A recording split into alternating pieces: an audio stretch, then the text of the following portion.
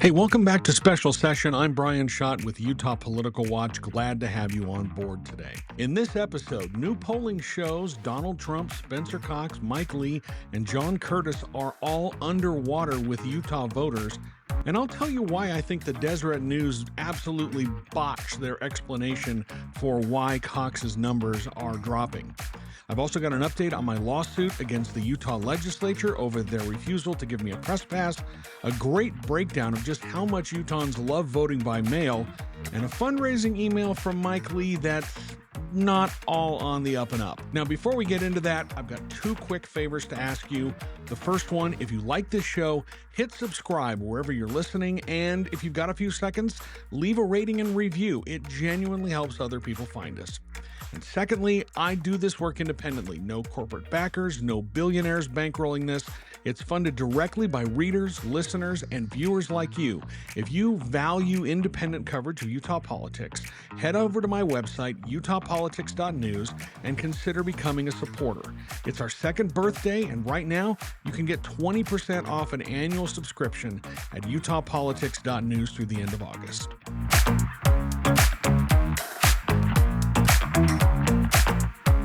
I cannot wait to talk with you about a number of things, including some interesting polling that came out. Just the framing I thought was just garbage. Just absolute garbage. Got a little bit of a minor update on my lawsuit against the Utah Legislature for refusing to give me a press pass. We'll be able to talk about that tonight. We'll talk about vote by mail. Pretty great analysis by Emily Anderson Stern over at the Salt Lake Tribune. She had a great analysis of vote by mail. We'll go through that. Especially given all the attacks on vote by mail that we're seeing. Kathy Graham, 19 on TikTok, asks, what do you think about Trump voting by mail in Florida? I just think it's hypocritical, and it just shows what a canard this whole attack on mail-in voting is. Mail-in voting is safe and secure, but they need to try and stop.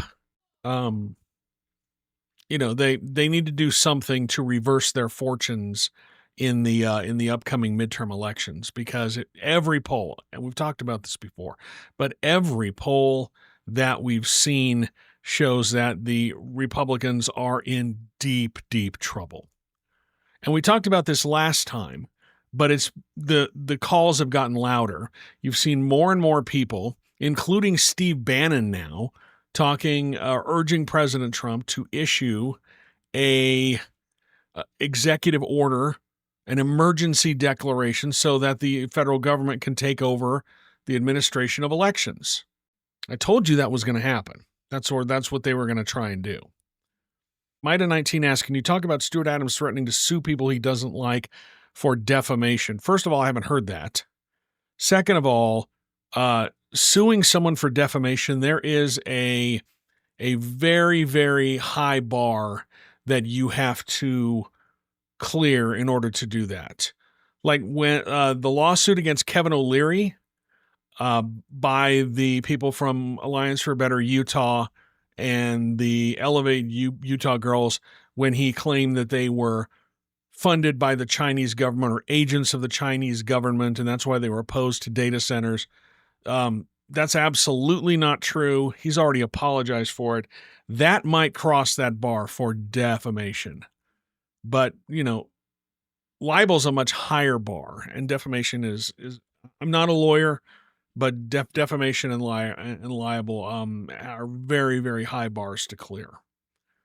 So I don't know if Stuart, he clearly has the money if he wants to sue someone, but I don't know if he's going to. I don't know if he will. If he did, it would feel like just sour grapes for losing his election. And I am hearing that he's still extremely angry about that. I would be too. You went from the most powerful member of the legislature to becoming, someone who's on the outside looking in. Mida's got a board meeting this week. I think it's Thursday. I don't have that information in front of me, but I do know Mida has a board meeting this week. after they canceled the last one. There was an update on wildfire costs today. It's costing the states a lot of money. In fact, 3 of the 10 largest wildfires in Utah history happened this summer. Like I keep telling you, do not say this is the hottest summer ever or the second hottest summer. It is literally the coolest summer for the rest of your life. We did this to ourselves because climate change is real. Utah's Medicaid program is facing a massive shortfall. We're looking like $100 to $200 million. Lawmakers are going to have to plug that hole somehow. We'll discuss that. Speaking of Senator Mike Lee, I reported last week that he's raising money for the re-election bids or for the elections of 4 Republican Senate hopefuls, but he just so happens to be keeping most. If you're not paying attention, most of the money goes to him. Dark Sage, the epicness of Dark Sage 9117 on YouTube says, the epicness of Florida. David Jolly was a Republican until he became a Democrat to run for governor. He won the Democratic gubernatorial and primary in Florida tonight. He's going to run against Byron Donalds, who won the Republican primary. Donalds was a conservative Democrat before he became a Republican who's running against Jolly. So between a right-wing Republican and a right-wing Republican, you're getting a conservative Republican as the governor of Florida. I mean, Byron Donalds is kind of crazy, though. So, lesser of two evils in my mind. People who will uphold democracy, people who will honor the Constitution, that's who I think you should be voting for. That's who I think you should be voting for. People who will uphold and fight for the Constitution. I think that's a pretty easy bar to cross. Shelby Thane on Instagram says, we just moved from Utah to Tennessee because of our worries of farming and the persistent drought in Utah. Is the Utah State Legislature making any real headway in regards to water and climate? Well, there's a lot of talk. They say we've dedicated this many acre feet of water to the Great Salt Lake, but the Great Salt Lake is just about to. It hit its second lowest level ever recorded this week, and it's not going to drop to the lowest level, or at least the forecast isn't. They're going to drop to the lowest level this week, but still, that's nothing to be proud of. The Great Salt Lake is in crisis. Lake Powell, they're just a few feet above the point where they will have to shut down the hydroelectric generators because there's not enough water. There's just not enough water. So there's a lot of talking about it. These are long-term solutions, and they're doing it piecemeal. And there's just not a lot, progress is going to be slow. And slow would be great if they had started this years ago. But they didn't, because we didn't see it was a problem until it was too late, which is the way it is with almost everything. So hope that answers your question there.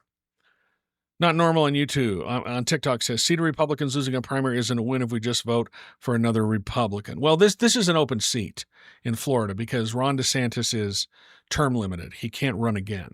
And so he thought he was going to be in the White House at this point.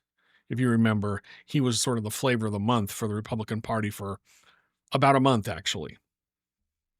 In fact, I remember there were a bunch of Republicans who signed a letter here in Utah urging Ron DeSantis to run. This is when he was in his exploratory phase, which is such bullcrap. Exploratory phase. You're going to run. I can't think off the top of my head of anybody who had an exploratory phase and then didn't end up running. But that was in his exploratory phase. He came, he spoke at the Republican convention down in Orem at the UVU Center. I think it was 2023. He was the speaker there. It was a whole big deal. They actually, DeSantis's people, I reported this extensively, but they wanted to ban guns. They wanted to get rid of guns, not allow guns in there, but that went against Utah state law. They were going to have mag and bag at the doors, and that would upset a lot of Republicans who like to carry. So they eventually just changed that out. Hey, Chris Collier on Instagram says, we knew it was a problem. He's talking about the Great Salt Lake. We knew it was a problem for more than 20 years. Yeah, but we knew it was a problem, but the decision makers didn't acknowledge that it was a problem until, Brad Wilson decided that was going to be his signature issue that pushed him into the Senate. How's that working out for you? Not very well. Although he is now running the Olympics. Let me introduce myself if you're not familiar, if you're just joining the show for the first time. My name is Brian Schott. I am the publisher, managing editor, founder, the one and only person in charge of Utah Political Watch. And that's this right here, if you can see it on the... You find us at utahpolitics.news. I'm an independent journalist. I've been covering Utah politics for more than 25 years. I'm probably the longest tenured reporter in the state, although it's probably close with Robert Gerke, but he spent some time in Washington. But I've been covering Utah politics for more than 25 years for a number of outlets here in the state, and now I'm an independent reporter, and that independent means that everything I do, this live stream, my podcast, all of my reporting is funded by readers, listeners, viewers. No corporations, no billionaires. I don't have anyone else pulling the strings. And that's great because I don't have to worry about pissing off advertisers. I don't have to worry about upsetting, big donors. Because the moment you have a backer, the moment you have a sponsor, you're looking out for their interests because, your coverage essentially changes when you are in a for-profit model, but or when you are a backed by a corporation or backed or owned by a billionaire. I'm not that, so I can report on what I want, what I think is important, and I can do that without fear or favor. But that is completely dependent on my audience. They are the ones who fund this. We are celebrating our second anniversary right now. We've been publishing for 2 years. I can't believe it's been 2 years. In that time, I have written over 800 articles. We've published podcasts. We've done videos. We've done live streams, all that good stuff. And all of that has been made possible by readers, listeners, viewers just like you. And if you want to support this, you can go to my website, utahpolitics.news, and you can become a paying subscriber, or you can throw some money in the tip jar. All of that helps to fund this. And everybody who's already helping make this possible, thank you so much. I am so grateful for your support. But right now is a great time if you want to become a subscriber because I'm offering 20% off a year's subscription. Normally it's $55. A year subscription is now $44. And with a subscription, you get things like subscriber-only articles, my exclusive race ratings for every legislative race, House and Senate. I updated the Senate ones last week. The House ones are almost done. I just have to get a lot of data to plug into my model. But those will be out this week, so I'll be updating those. And you can do that by becoming a paying subscriber at utahpolitics.news. There's a banner on the website right on the top. You click that and you get 20% off a year's subscription. And I appreciate that. So if you can do that, that's great. If subscription's not for you, you can go to the website and click the link that says tip jar. Throw $5 in there. Throw $1 in there. All of it helps fund this, and I would be grateful. And I'm very appreciative of everyone who's done that. Let us talk about, I'm going to start off real quick and just give you a quick update on my lawsuit against the legislature. The last we heard, my lawsuit was dismissed by Judge Shelby here in the Utah District. We appealed to the 10th Circuit Court. A 3-judge panel heard our appeal, and they revived my lawsuit. I had 5 counts or 5 complaints in the original lawsuit. They revived 2 of them, that the legislature would not issue me a press pass because they are discriminating against me based on my viewpoint. They don't like what I write. And they revived those claims in my lawsuit. So the legislature petitioned the entire 10th Circuit to ask for a rehearing. And that's called an en banc hearing. And they put it to every single judge. Every single judge in the 10th Circuit Court of Appeals looks at the case. They get the information, they look at it. And if one of them says, I think this is worth looking at, then they can request the other judges be polled. And then if enough of them say, yes, we want to hear that, then they'll rehear everything. On Monday, We got the decision. That request for a rehearing was denied, and not a single judge in the 10th Circuit requested a vote of all the other judges. So essentially, it was unanimous that they did not see merit in the legislature's request to rehear my case. So where does that leave us? Well, the first thing is we are now headed back down to the Utah Circuit Court. Same judge, Judge Shelby. It's possible they could reassign it to another judge, but that rarely happens.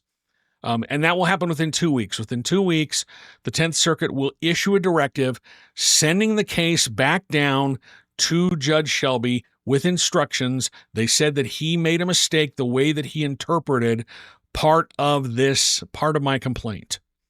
And all of it centers around the forum. We allege that when the legislature has these press passes, they create what is called a limited public forum, because who can get into it is limited, and they control it. But when a government body does that, they cannot discriminate against someone based on their viewpoint. And we're alleging that I'm the only person that they would not give a press pass to because they're discriminating against me based on my viewpoint. So they're going to have a directives going back down to Shelby saying, you need to look at it through your original analysis was wrong. You need to rehear it. So we could have another court hearing. We likely will have another court hearing about whether or not I get a press pass. And there may be more discovery in this. I have sat for a sworn deposition. Legislative employees have sat for sworn depositions. There may be more discovery. And you know what? Bring it on, I say, because I want to get a look at those emails. I would love to see the emails where you discuss this with your higher-ups. I would love to see that. So bring it on. As I said before, I am drooling over the fact or the possibility that I might get access to some of these emails, because a court order is a lot different than a grandma request.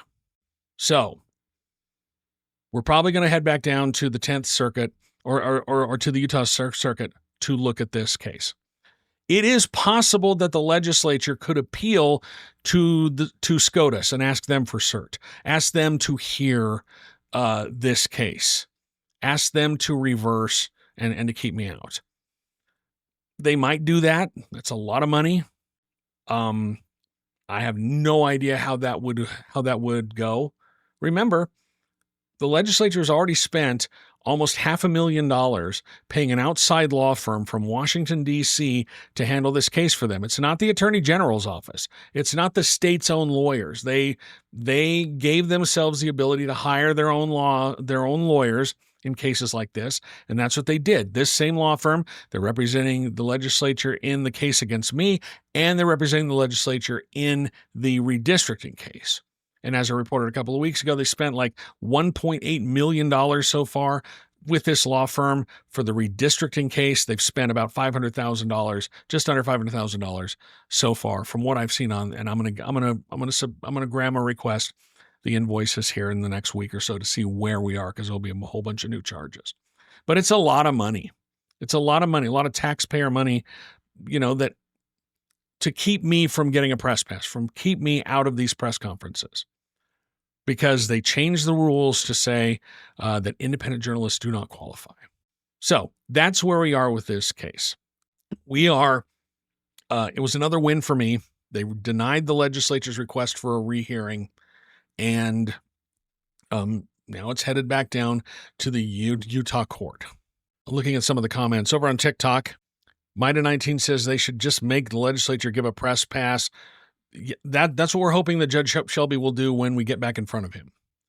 Not Normal says, how do we help? I've got a great legal team, the Institute for Free Speech out of Washington, D.C., ifs.org. They're representing me pro bono. They do this with a lot of reporters. They recently won a case in Oklahoma against the former Secretary of Education there, the head of the Education Department, Ryan,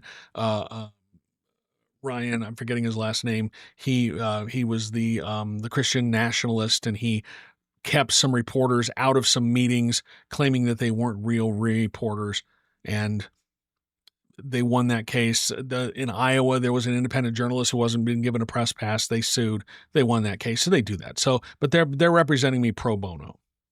They're at ifs.org. Mida19 says, you're the guy who made Stuart Adams angry. We all know that. That's what we're alleging. We're alleging that, things that I wrote upset Stuart Adams, and that's why they wouldn't give me a press pass. Okay, so let's talk about polling. We got some interesting polling this week from the Deseret News. I like who they're using for polling now a lot better than I did in the past. They used Harris X for a while. They're using Morning Consult, and they still have some of their issues as well. But then we had they've talked about 3 polls, and the results are interesting. And then we're going to talk about the way they frame their story about one of the polls. Here's a secret with polling in journalism. It's easy content. You get polls and you can just mine them for content. When I was running Utah Policy, we had a polling deal with Dan Jones for a while, and then we went over to Y2, and we had some other sponsors on board who did that with us. And we mined that data for stories, especially when things were slow. That's why media organizations do these polls. And there's fewer and fewer of them doing it. One, because it's more expensive and it's harder to poll. Because the other thing about polling, the other secret about polling is that everything is modeled. It's all modeling now. Yeah, you get your sample, but then they adjust the numbers they get to what they think the electorate is going to look like, especially when they use likely voters. They adjust it based on what they think the electorate is going to look like. Quick aside on polling. Did you see the story today that there was a polling firm that I think it was in Wisconsin. They had the Wisconsin Democratic gubernatorial primary, and they had one of the they had the Democratic Socialist candidate winning by like 29 points. It was some insane number. And the actual primary, she did win the actual primary, but it was much closer than that. Well, today, the polling firm, who nobody had ever heard of before, but they got a lot of pickup because of these numbers, they came out and said, oh yeah, this whole thing was just a social experiment, and it's over now, and the polls, it was all made up, it was a social experiment, and now we're done. That's wild. That is absolutely wild. Crazy. Anyway, back to the polls. So they issued 3 polls this week. There was one I thought was interesting about the approval rating of Donald Trump in Utah. Spoiler alert, he is underwater. Overall, according to the Real Clear Politics average, Trump, just 39% of Utahns, and I think it's actually dropped lower, but the Real Clear Politics average has Trump with 39% approval and 58% disapproval. In Utah, right now, his approval is below 50% and his disapproval is just above 50%. In Utah, 45% of Utahns approve of Trump's job performance compared to 52% who disapprove. So he's at -7 in his disapproval, in his overall approval rating. His net approval rating is -7. He's underwater here in Utah. He's underwater in a lot of states.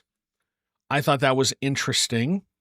They looked at some of the other candidates, his possible candidates in 2028. J.D. Vance was 49% approval here in Utah, 44% disapprove.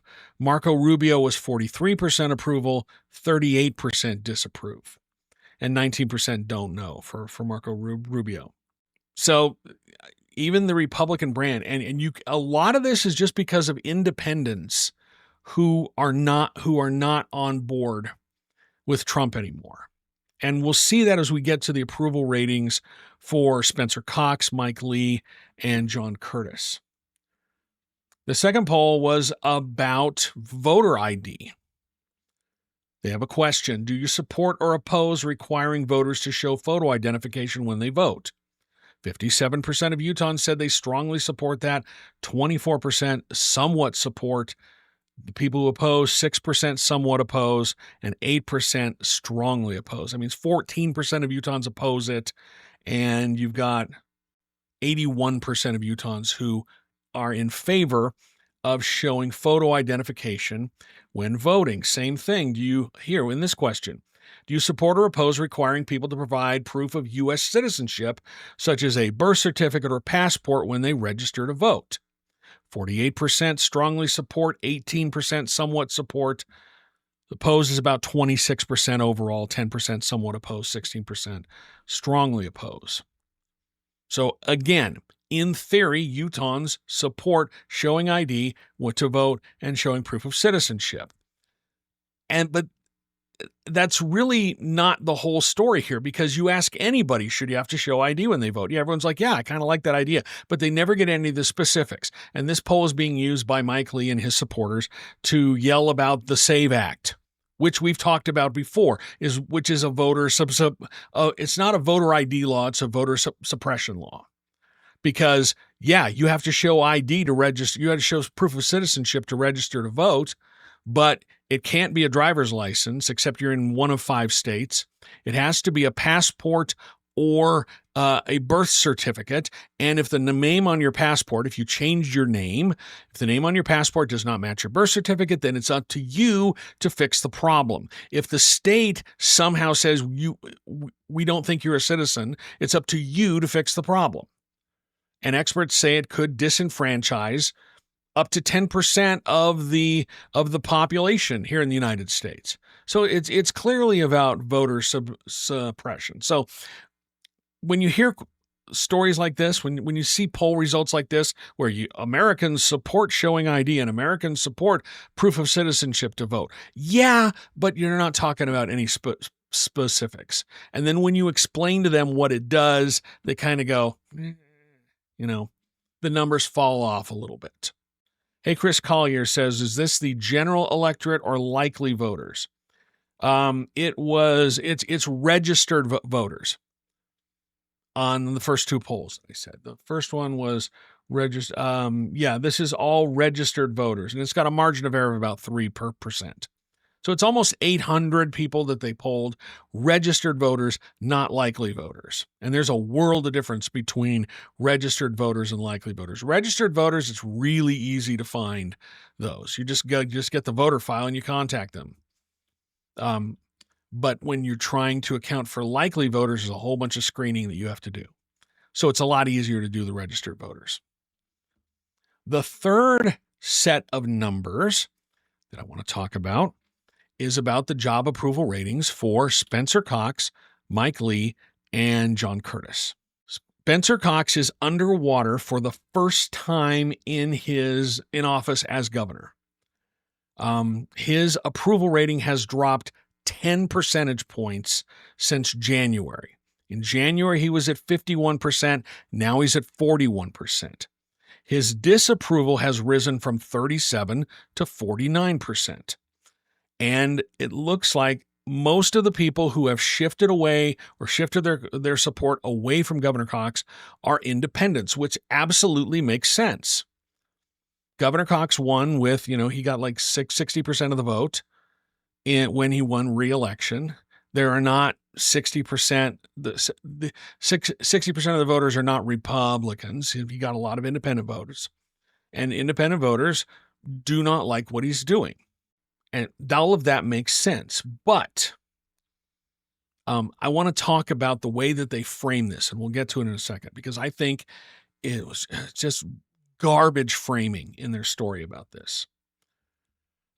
They also looked at the job performance of Mike Lee and John Curtis. John Curtis's, let's see if we can find John Curtis's here. Let's see. Mike Lee in February, he had a 47% approval according to the poll. He was at 47%, and his disapproval was 37%. By August, those numbers had reversed to 39 approval and 46 disapproval. So he's underwater. And Curtis is at 37% approval and 38% disapproval. So all of them are in negative territory, but Curtis is probably the best, because Cox is like -7 or -8. The first time in Deseret News polling history, I can't remember a single poll where Cox was underwater. And I'm pretty sure that you can blame a lot of this in terms of Cox on the whole data center issue. The data center issue, the Bears Ears and Grand Staircase Escalante rescission. There's a lot of anger about that. But that's not how the Deseret News saw it. Yeah, sure, the Deseret News brought up the whole thing about data centers probably being a driving factor. But they also said that it's possible that Spencer Cox's disapproval, his approval ratings dropped, his disapproval rose. It's possible because Republicans are mad about his Disagree Better initiative. When I read that this morning, I went through the roof because that is the most bullcrap analysis of this poll that you could come up with. Disagree Better. Cox launched that in 2023. It has been in the news since then. And you're meaning to tell me that it's just now showing up in his polling? After 3 years after he launched it, just now it's starting to affect his polling, and that's part of the reason why his approval has gone down and his disapproval has gone up? I went through the roof when I read that because that is so wrong. But that is a way to both sides this thing. That is because the Deseret News does not want to admit that these data centers are such a potent political issue. It took down Stuart Adams, the most powerful politician in the state. And they're trying to say that it was Disagree Better? That is bull crap. That is bullcrap. And the Deseret News knows better. They should be ashamed of themselves the way that they tried to frame this. It is such crap. And then they went and taught. Who was the person they went to? Because when you're going to make an assertion like that, you have to find someone who's going to back you up. Okay? You have to find someone who's going to back you up to talk about that. So who do they go find? They go find St. George City Council member Michelle Tanner, who is not the most credible voice on anything. If you will remember, I reported this. I broke this story that she cost taxpayers in St. George hundreds of thousands of dollars because the HBO show We're Here wanted to film an episode there, and they got all the permits, and the city council, led by her, they went and pushed to get those permits, rescinded. They want to take them away because everyone was up in arms about drag shows. Ooh, scary drag queens. And when the city manager at the time said, if we do that, we're going to get sued and we're going to lose. So the show went on, and then he got fired. And he sued for wrongful termination, and he got a settlement that was hundreds of thousands of dollars, paid for by St. George taxpayers. But she got reelected. But you don't go to Michelle Tanner for political commentary on this. And her quote was, it really causes unreliability with the public where we never quite know what we're going to get. When you try to appease everyone, you end up appeasing no one. Republicans have not been fans of this Disagree Better at all. But I wasn't a fan of it. Also, quick aside, when Cox was rolling it out, and I was working at the Tribune at the time, they invited my editor to this private meeting where they were going to roll this thing out. Well, he couldn't make it. So he reaches back out to Cox's people and says, oh, I can't make it, but we'll send Brian over. And all of a sudden, that invite was taken away. They said it was not transferable. So, tells you all you need to know about that. If you can't defend it against some moderately difficult questioning from me. Of course, I probably would have heard it, and you would have heard my eyes roll all the way down in Spanish Fork as they were talking about that. But this whole thing about Disagree Better, people have been mocking it, but to say that that is the reason why his polling numbers are going down, it is such crap because it's been around for 3 years. and it's just now showing up in his polling. And whatever editor allowed that to get through, oh boy, not great. Not great at all. Little aside about Michelle Tanner, in the interest of transparency. If you remember, I caused a little bit of a stir on social media a couple of years ago after the state started banning books, and I offered to buy some banned books for people. Well, Michelle Tanner filed a false police report against me, claiming that I wanted to buy pornography for children, which is not the case at all. That's not what happened.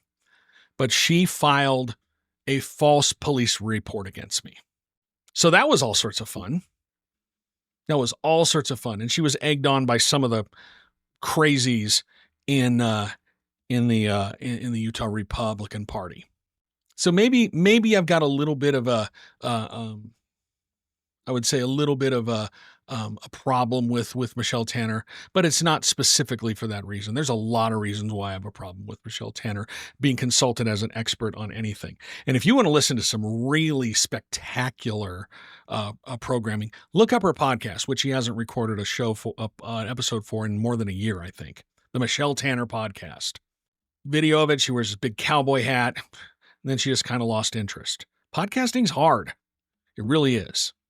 So anyway, I just thought that this framing of this poll, that, hey, maybe it was the data centers, maybe it was the environmental stuff, maybe it was the rescission of the national monuments by Trump, maybe it was Cox being essentially just a weak governor. Maybe it was those things, but no, it might have been those things, but it might also be this thing that the Republican base does not like, that's been around for 3 years. Just shameful. Let's see what's happening in the chat here. Barbara Brower, 5021 on YouTube, asked, didn't the Utah Legislature pass election bills regarding ID in the last session? They were going to. They wanted to make it so that if you got your ballot by mail, you had to return it in person, and there would be someone there to check your ID. And then the county clerks who would have to implement this basically said, yeah, this is going to cost us a whole bunch of money. Are you going to give us the money to pay for those people to man the ballot boxes? They would have to have 2 people at these drop-off boxes during business hours and maybe even longer. Someone would have to be there to check the ID. And the legislature was like, okay, so we're not going to do that. They did change things so that in the future, if you want to get your ballot by mail, you're going to have to opt in. And then I think you're going to have to opt in every couple of years if you want to get your ballot by mail. New people will have to opt in at the time that they register. But for the most part, they're trying to get people away from that. Never acknowledging the fact that vote by mail is a very safe way to vote in elections, especially since, President Donald Trump has voted by mail in Florida 3 times, and he voted in tonight's primary by mail. So all these attacks on vote by mail, it's good enough for him. Hey, Chris Collier points out, yeah, he's in 2029 is when this new regime goes into effect. So these new rules, they're going to go into effect, and then every 8 years you're going to have to opt in to getting your ballot by mail. And it's so far off that they'll have plenty of time to monkey around with it and figure something else out. So Emily Anderson Stern over the Salt Lake Tribune had a great analysis this week about how Utahns love vote by mail. 95% of all the ballots, according to her analysis, 95% of all the ballots that were in the primary election that just finished in June were vote by mail. 95%. And in a couple of counties, Emery County and Garfield County, every single vote was either mailed or put into a drop box. Nobody voted in person during those times. So that tells me that Utahns kind of like the convenience of vote by mail. It encourages more people to participate. Some Republicans don't like it because As one top legislator told me a couple of years ago, and this was on another topic, but we were talking about same-day voter registration when they wanted to make some changes to that. Because if you remember, former Representative Rebecca Chavez Houck had been pushing for same-day voter registration for years, and she got former GOP party chairman Thomas Wright on board. She had a whole bunch of people on board, and the legislature finally did it. And then people in the legislature wanted to undo it. And one of the reasons why they wanted to undo it, this legislator told me, is because they want to make sure the right type of people are voting. Meaning they want voters who are educated and educate themselves on the issues. That's what they want.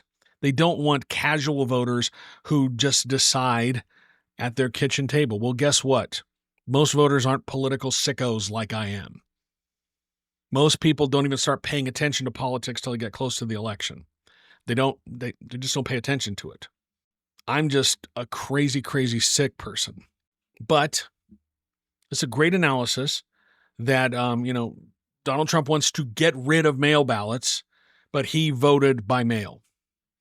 And Utahns love it. They love to vote by mail. And in 2020, in the middle of the COVID pandemic, we had the highest turnout in years for our elections that year because people had to vote by mail.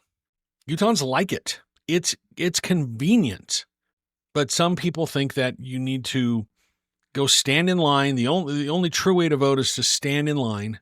I remember a couple of years ago there was a proposed ballot initiative. They only got like 30,000 signatures. They didn't even come close to getting on the ballot, but they were trying to mandate hand counting in every district. And when I was talking to then Salt Lake County Clerk Sherry Swenson about that idea where you would hand count the ballots in every precinct, and the backers of this initiative, who are the people you would expect, is more just basically the same crowd that's screaming about non-existent voter fraud right now. They were saying, we'll get it done. One night of election, all the votes are counted. It's all finished. That's not how this works because you would need so many poll workers and people to watch the ballot counting. It's completely unfeasible to do that because so many people vote. It's unfeasible to use paper ballots and count ballots by hand. It's just not feasible if you want to get the results that night. Can't do it. Jessica Elise on TikTok says, having worked in elections for a county in Utah, vote by mail is not an issue. No, it's not. It's not an issue. People like it, as we've seen in this article from Emily Anderson Stern in the Salt Lake Tribune. 95% of all the ballots in Utah in this last election, in the primary election, were vote by mail. It's a little bit down from previous elections where it was 95.7 or something. So it's just about 95% this time. So it was statistically insignificant. People like to vote by mail. Hey, Chris Collier says it's cheaper, it saves counties money, and it saves the Utah taxpayer. Yes, it does. And the people who run our elections do a really great job. They really do. But because Donald Trump lost one election, now they're facing threats. It's crazy what these people have to go through just to run elections. They've got all of my respect because of the job that they do. Hey, Chris Collier says 90.11% turnout. Jessica Elise chimes in, the number of safety checks the counties put in place are truly amazing and make the elections safe. I can't add anything to that. And many of these counties host open houses for voters to come in and see the process. They do. I've gone and watched these logic tests. People can go in and see them. But, we've got some people who they're never going to change their mind. They think that they're right about everything, and they are convinced that there is fraud in elections, even though there's not. Not at all. I wanted to bring this up. We were talking about data centers a little bit earlier, and I want to play this for you. Did you see the ad that was released today by Travis Kelsey? Not Travis Kelsey. Travis Kelsey's brother. My wife is yelling to me from the other room, Jason Kelsey. I don't watch the NFL. I don't keep up on these things.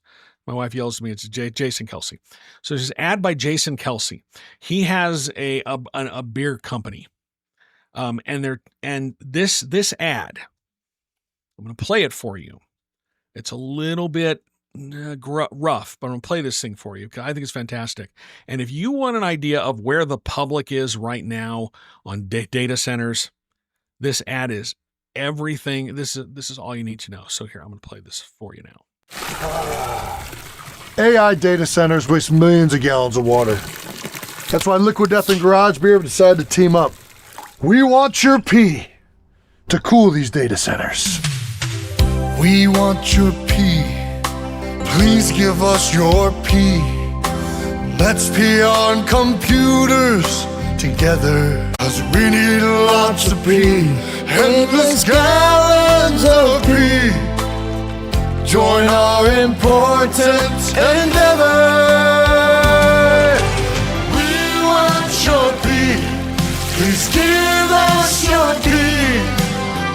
Let's be on computers together and save humanity. We want your pee. With Garage Beer's classic light beer and Liquid Death sparkling energy, the light beer of energy drinks, it's never been easier to create pee. Let's be on computers together and save humanity. So what are you waiting for? Go ahead and have another Garage Beer or Liquid Death sparkling energy. Then send your pee to the AI data center of your choice. We even make it easy with these collectible, sealable mugs. Give us your pee. I was floored when I saw that the first time today. That is an incredible ad. And if you want to know where the public is on data centers, right there, that's where the public is. We've seen all this other evidence. I saw a story today that when people put when people have to start paying for things with AI, or they buying products that have AI built in, people don't want them. They don't buy those things. They don't sell. If you have to pay for AI, they don't want it. And this right here, I mean, that ad, pee on computers, because I'm speechless. And if you want to know where the public is on this issue, there it is. Because Jason Kelsey, he's not dumb. There's a reason why he's got an incredibly popular podcast. He's the everyman. And that ad is amazing. So if you want to know where the public is on data centers, that ad right there. That is one of the most incredible things I've ever seen. It made me laugh so hard the first time I saw it. I showed it to my wife and she just kept saying, What? You had a bald eagle peeing. Just whoever came up with that idea, just bravo. Mwah. And that's why Stuart Adams lost his race, because people don't like data centers. They don't like it. And that ad, I mean, one of the best ads I've ever seen. Fantastic. I couldn't keep that to myself because it was nuts. When I saw that, I was dying. We have a few comments in the chat that I want to get to. Kathy says, I saw that Representative Matt McPherson wants ICE detention camps in Utah. McPherson is who pushed the expansion of the Utah Supreme Court and the making of the Constitutional Court. Yeah, he is in a really tough reelection bid. I was speaking to a member of the Democratic Party, an official with the Democratic Party. I ran into them when I was out in public. And we were talking about him, and they think they've got a really good shot at knocking him out of his seat. That area is not a safe Republican seat, but the Democrats think they have a good shot at knocking him out of that seat. Back to the issue of Spencer Cox's falling ratings.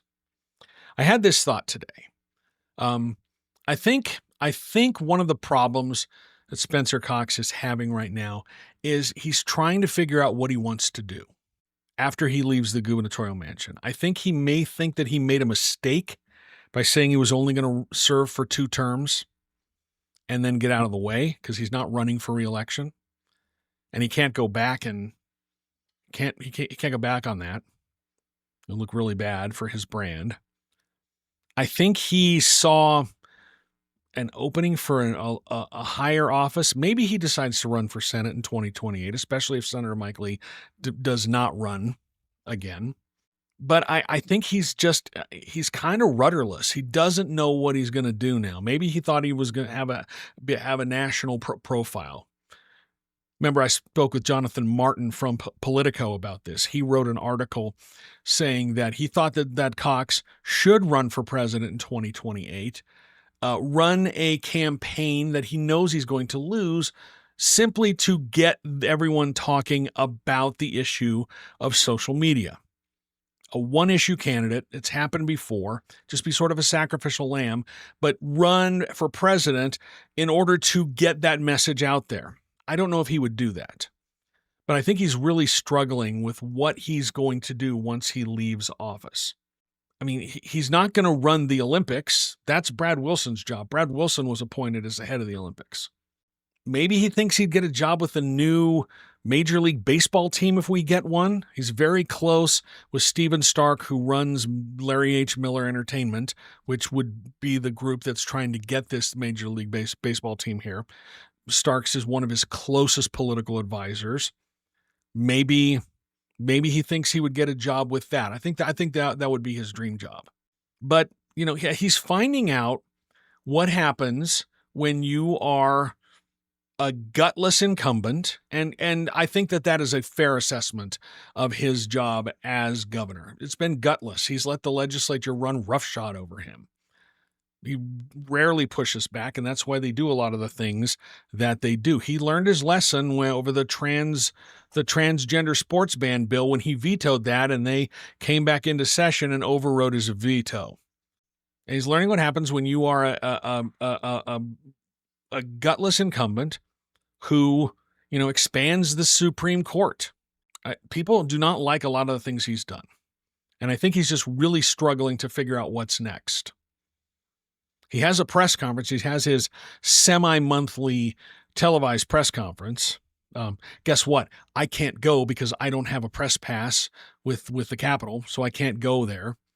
A lot of things I'd like to ask him. I would love to ask him why he has not shown any support for Lieutenant Governor Deidre Henderson as she claps back against the Trump administration trying to get a hold of the unredacted voter rolls. We've spoken about that issue before. The DOJ lost a couple more lawsuits in the meantime. They're 0-23 now.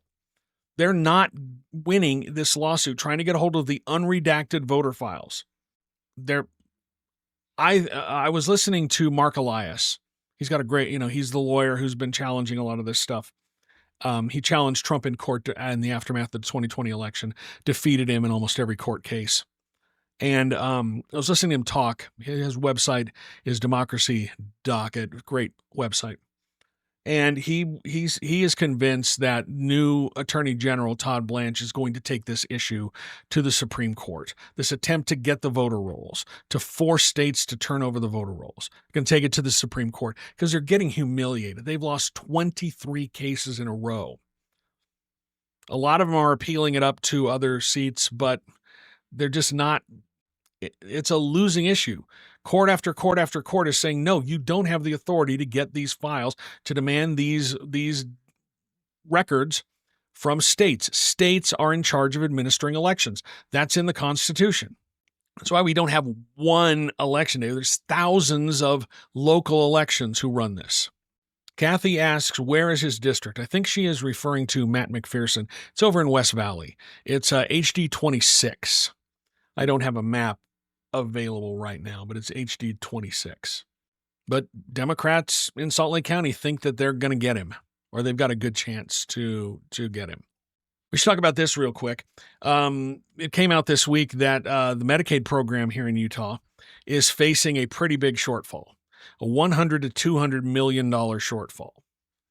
And the legislature is going to have to dip into rainy day funds to bail it out. And this is not a shortfall in federal funds. Most of the money, when the legislature, when Utah finally expanded Medicaid under the Affordable Care Act, I think it's like an 8-to-1 or a 9-to-1 federal split, we get a lot of money from the feds. And the shortfall is not in the money that comes from the federal government. It's from the state funds.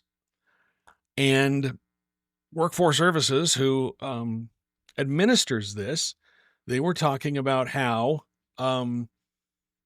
one of the reasons why they're running out of this money, one of the reasons why they have a shortfall, is because the forecasting tool that they use to determine how much they're going to have to pay missed this. That's not good. I mean, that's a pretty big error, $100 million to $200 million. Part of the other reasons are, about 200,000 people dropped off of the Medicaid rolls after COVID. And most of the people who are left, the people who are still using Medicaid, are what they call high utilizers, sick people who need a lot of medical care. And so the legislature is going to have to dip into the rainy day fund, $100 million, $200 million, to cover the shortfall. And the legislature has been looking for a way to get out of this Medicaid business. They want block grants. That's the one thing they want. They want a block grant. They want the federal government to just give us a chunk of money, and then we get to decide to do with it because of federalism. Republicans in the legislature have been pushing for this for a long time. And there's a trigger in our Medicaid expansion that if the federal split drops or goes away, then we immediately abandon the expansion. And a lot of people are going to be left holding the bag. But this is an alarming thing. So they're going to have to dip into the rainy day funds to plug this hole. And you wonder what the downstream effects are going to be, what kind of legislation we're going to see in the next session as lawmakers grapple with this. And as Maida points out, Maida 19 on TikTok points out, that shortfall will go into future years too. Maybe, maybe not. I mean, it's the forecasting tool. They're blaming it on the forecasting tool. And then the spokesperson for the department that administers this said, we're fine and we're managed very well, and this is just a one-off thing. This is a big miss. And I'm sure there were meetings about this that none of us are privy to. I did write this story last week. I want to bring this up, talk about this now. So Senator Mike Lee, and he's done this before. I'm on his fundraising list several times just in case they see who I am, and then they kick me off the list. So I use burner accounts. It's pretty easy. But anyway, I got a fundraising pitch in the email from Mike Lee. I get probably 5 or 6 of these a week. Most of them are around election integrity and his SAVE Act, screaming about how nobody's doing what he says and we need to protect elections. But he sent out this fundraising email, and he said, we need Republicans to keep the Senate in the 2026 midterms. And he was raising money for 4 Republican Senate candidates in other states. Ken Paxton in Texas, Barry Moore in Alabama, Harriet Hageman in Wyoming, and Ralph Norman in South Carolina. He's raising money for them. You click on the link, you go to a website where they have the big pitch. It says, our current Senate majority cannot be taken for granted. We can't afford to lose ground in 2026. Every seat matters. And the Democrats are already lining up money to take back control. And in this fundraising pitch, it says a single donation will, quote, be spread out across these 4 candidates to help Republicans win in November. It says, I know times are tough right now, but if you could spare $5, $10, or even $25 today, your donation will be split among these 4 candidates who are fighting to win their races and secure our Senate majority. I can't stress this enough. These conservatives need our help. And the suggested contribution ranges from like $10 all the way up to $250. Now, there's a link right below that. Everything else is in gigantic fonts on the page. Big, get your attention fonts.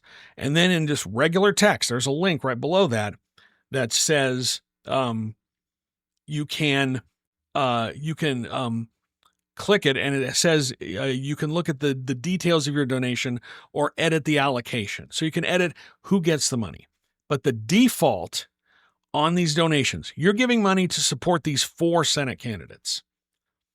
Well, the default donation, if you don't click that link, 96% of your donation goes to Mike Lee's campaign account. It means if you decide to give $100, all 4 of those Republican senators each get $1. And Mike Lee keeps 96 of it for his Friends of Mike Lee account. He's done this before. In the during the 2020 Georgia Senate runoff, he was raising money for Herschel Walker. And that was just a split. He was keeping half the money and by default, and half the money was going to Herschel Walker. Burgess Owens did a similar thing where he was raising money for Herschel Walker, but he was keeping a big chunk of it for himself. And this is common. This happens a lot. But it is kind of sneaky and shady when, unless you are savvy enough to click on this link to see how the money is going to be divided, the default is Senator Mike Lee is going to keep 96% of your donation. If you donate $75, $72 goes to Mike Lee and everybody else gets 75 cents. Like I said, he's done that before. It's not uncommon, but it's fascinating that he's doing that again because, Republicans are very worried about what's going to happen in this upcoming election. Every forecast I've seen, every expert I've listened to, I've talked to, says that Democrats are in a really great position to grab the House, and it's an outside chance that they would grab the Senate. I spoke with G. Elliott Morris on the podcast last week. He runs the great website Strength in Numbers. He's also got the forecasting website 50+1. And according to his forecast, Democrats are at an 83% chance to take control of the House, and then they're at a 55% chance to take control of the Senate. That doesn't mean that, it means that they're a slight favorite to take control in the Senate. So, this is appealing to those voters who are very worried about who's going to be in charge of of Congress in November. But most of the money, unless you're paying attention, unless you click on that link, most of your donation will go to Senator Mike Lee, who's not even on the ballot until 2028. It's not, it's not uncommon, but it is a little bit sketchy. Speaking of Mike Lee, he had a couple of tweets this week that I thought were fascinating. I love how everyone is calling it Twitter and not X. But Democratic Senator John Fetterman, he was talking about how he posted, the Democratic Party is becoming the party of socialism because of the Democratic Socialist, wave of candidates who are winning. 58% view socialism positively, 50% view capitalism negatively. He's looking at this poll numbers. And Mike Lee quoted that and said, John, please join us. We're not socialists and we don't bite. So he's urging Senator John Fetterman to switch from the Democratic Party over to the Republican Party. But if you go back through his history, on July 17th, 2024, almost 2 years ago, just a little over 2 years ago, there was an opinion article from the Wall Street Journal that says the media covered for Biden like they covered for Fetterman, if you remember when Fetterman had his health problems. And Mike Lee says the leftist media covers up serious medical conditions to elect leftists. So maybe the enemy of my enemy is my friend, but anyway, Mike Lee has changed his tune on John Fetterman, which is unsurprising because he's changed his tune on a lot of things. I still remember vividly in the run-up to the 2016 election when Mike Lee went on social media and recorded a video that said Donald Trump must drop out of the race. This was after the Access Hollywood. I've got that video saved on my computer. He's taken it down from all of his socials, but I've still got it because I don't think that, we should ever forget how his positions have changed. That's the kind of thing that is probably going to hurt him. Even though he's become one of the most reliable Trump supporters in Congress since that time. It's probably going to hurt him if he, has an opportunity to be nominated for the Supreme Court or for a higher position or place within the Trump administration. A couple of things to talk about. This is alarming. It just goes along with the water issue.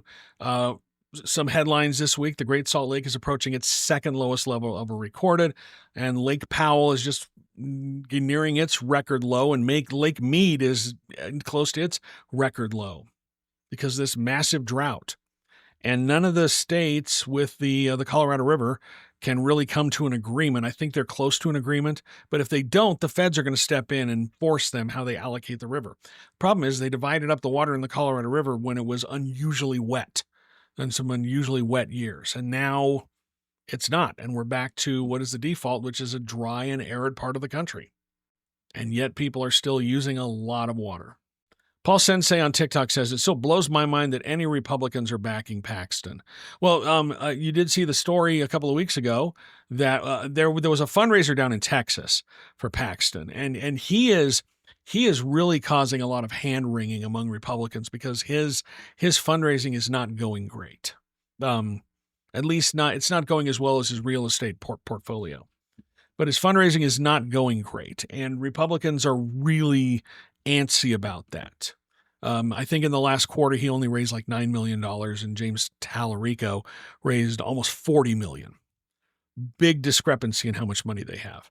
I think Jesse Waters on Fox News actually went on the air a couple of weeks ago and just screamed at Paxton about how much money he's not raising. And he's not campaigning. So Republicans are very worried about that. There was a fundraiser down in Texas.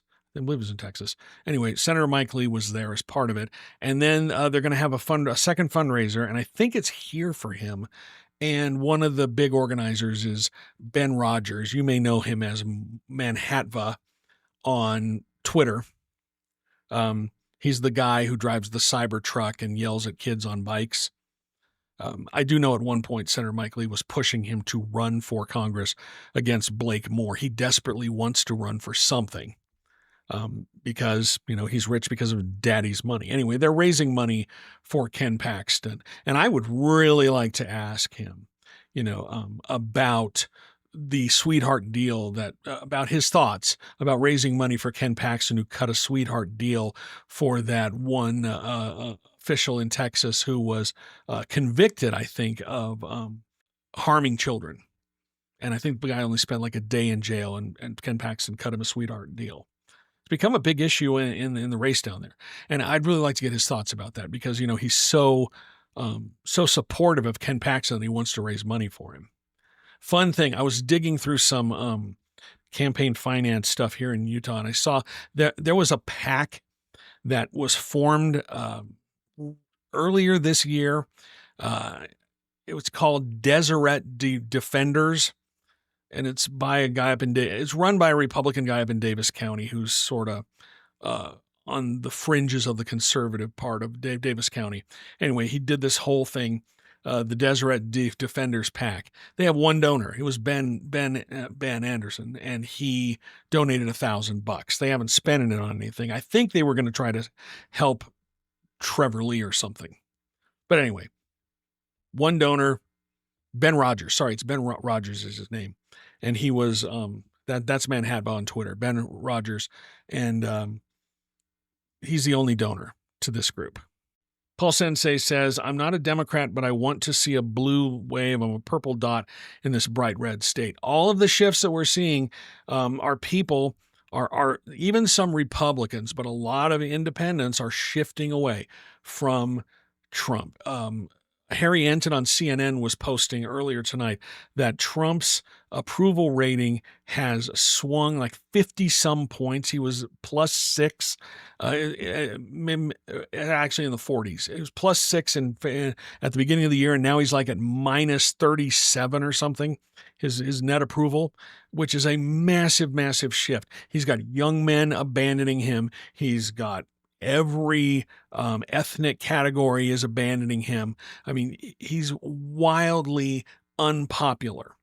And he was more popular when Democrats won control of the House in 2018, in the middle of his first term.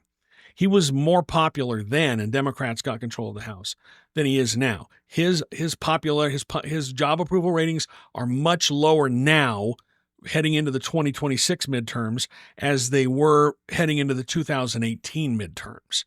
And that's bad. That's really bad, because every president, save two, and only 2 times since the 1930s has a president not lost seats, a president's party lost seats during the midterm elections. And like I said, Trump was much more popular at this time in 2018. His approval ratings were much higher. I think they were in the 40s. And they still lost control of Congress. So this could be a bloodbath. But a lot can happen between now and November, as I keep saying. I want to bring this up at the end here, though.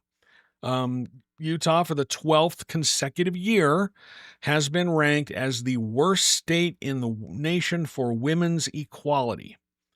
It's a Wallet Hub study. They look at the best and worst states for women's equality, and Utah is always at the bottom. They've been at the bottom for the last 12 years. They rate states on 4 factors. Actually, it's 3 factors. Sorry, 3 factors: workplace environment, education and health, and political empowerment.